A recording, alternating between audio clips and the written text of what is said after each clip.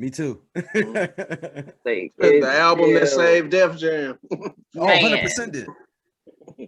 So the big one that's next week is for all this. This could be this could be bigger than the Patti LaBelle Gladys Knight for the older generation.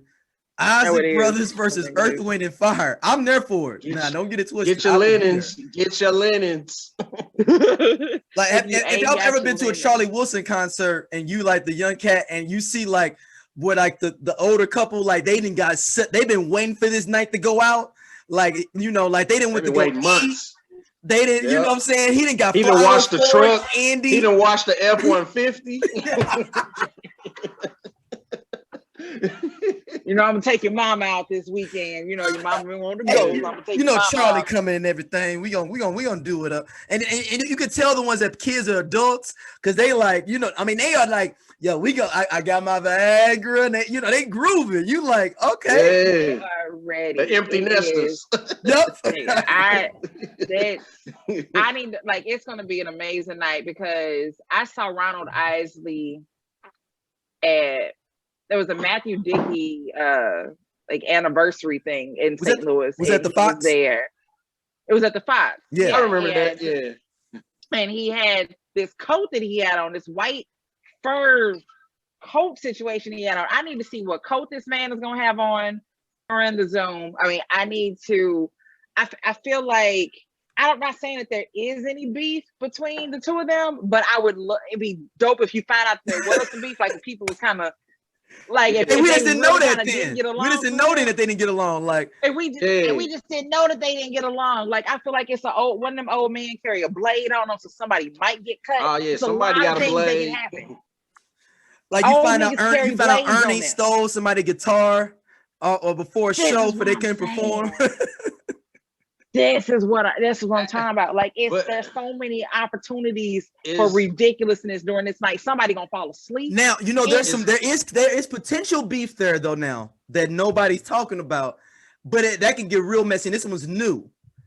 You know that Ron Isley's sister is Philip Bailey's ex-wife. Oh. The other Johnson sister used to be married to Philip Bailey. Gotcha. From JS, and they got a kid together. Oh, that's his youngest kid. He got a kid like 12. Both him and Ron Isley got young kids. They both out here. Yeah, they got a little middle school. Right, they got little middle schoolers out here. Right, because Ron Isley is married to one of the ice cream girls. He still the Jones sisters.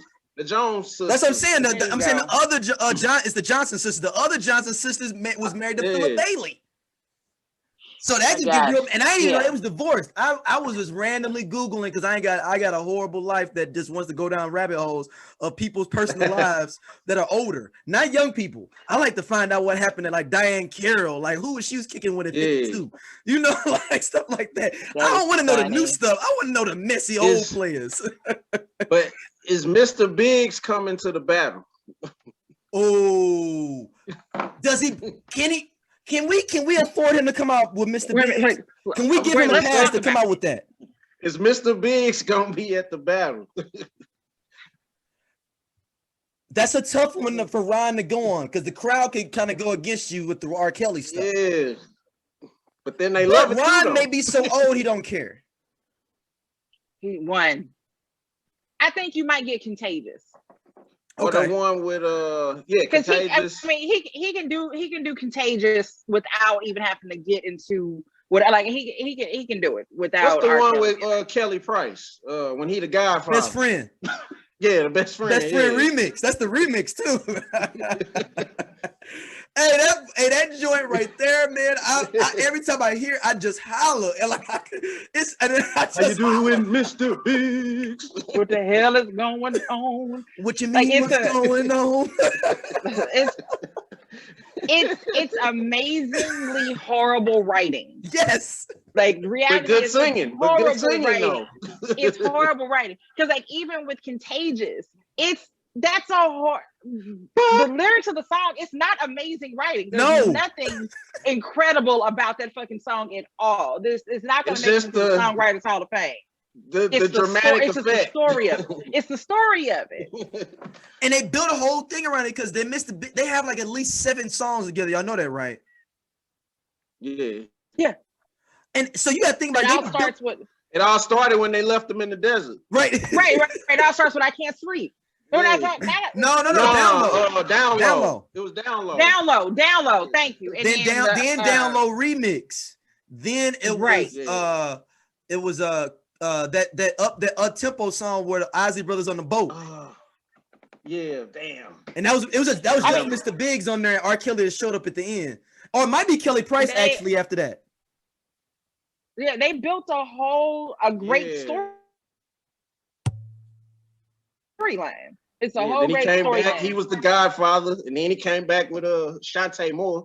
Then there was another one they had with somebody else. It was with the Johnson. I thought he was gonna pop up. It was. I thought he was gonna pop up in the Sparkle song with a woman's fed up. Oh, and that, man. I mean, if they could have kept that going for a while. I mean, Ron Isley even named his last solo album Mr. Biggs. Yeah, was that the one when they shot the video in St. Louis? Yep, downtown. Yeah, yep. Because this video was like a dinner. I think it was called Dinner for Two. Yeah, yep. Yeah, so I mean, it was on Washington and Lumiere down there. You know what? And I think we may be taking Earth, Wind, and Fire for granted just because Ron had a longer run of relevant songs. The Isley Brothers did of relevant music. Yeah, not saying I'm talking about current music. Not saying Earth, Wind, and Fire music wasn't relevant. I'm talking about like current music where I mean, you in between. You got people remember Between the Sheets came out in the mid to late 80s. That's a newer song compared to anything Earth, Wind, and Fire came out with. And all the Angela Winbush stuff that they was doing. And like Angela Winbush. And Caravan of Love. Yeah, that's a lot. And I think the crazy thing with Caravan of Love is taking out an Isley Brothers song, though. Oh well, yeah, that's what is that Jasper, Odell, and Isley. Yeah, it was one of them. Everybody but Ron. Yeah, exactly. and they was trying. Ron was getting all them checks, and they was like, man, how do we come up with a group without Ron? Yeah, Ron was the Michael Jackson of the Isleys. and Ron had the audacity to come out with an Isley Brothers album with just him on the cover.